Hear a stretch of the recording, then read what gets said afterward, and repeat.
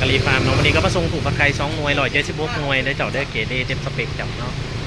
พัดลมฮัตตาริเจ้าแล้วก็พวกถังคุณหมอเป็นถังเฉพาะเด้อบ่แม่นแบบจุ่มเจ้าเนาะโค้งปีไก่พิโลเด้อสำหรับท่านใดอยากได้ก็ติดต่อมาหาอาลีฟาร์มแบงหมวดหมู่ได้เจ้าเกรด A เกรด B เกรด C เกรด D เกรด E มีหมดเจ้าเด้อมักแบบใดสามารถจัดให้ได้เจ้าเนาะราคาก็ขึ้นกับสเปคเครื่องเกรด A ก็จะราคาตังงูเจ้าเกรด B เกรด C เกรด D เช่นเดียวกันเจ้าเนาะมันขึ้นกับอะไรที่เขาประกอบเวลาซื้อเครื่องเบิ่งน้ำตื่มเจ้าเนาะอะไรเนี่ยสำคัญที่สุดในการประกอบตู้ปลาไก่เจ้าเนาะ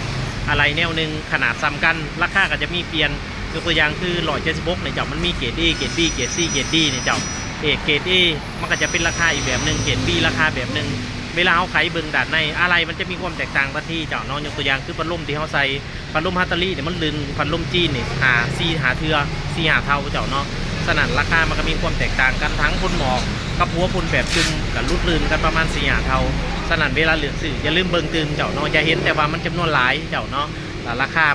มันถืออย่างประมาณแบบนี้เขาควรเบิ่งเลือกอะไรเด้อเจ้าเด้อขอบใจหลายๆที่ติดตามมาชมเจ้าเบิ่งรีวิวตื่มในโพสต์เด้อ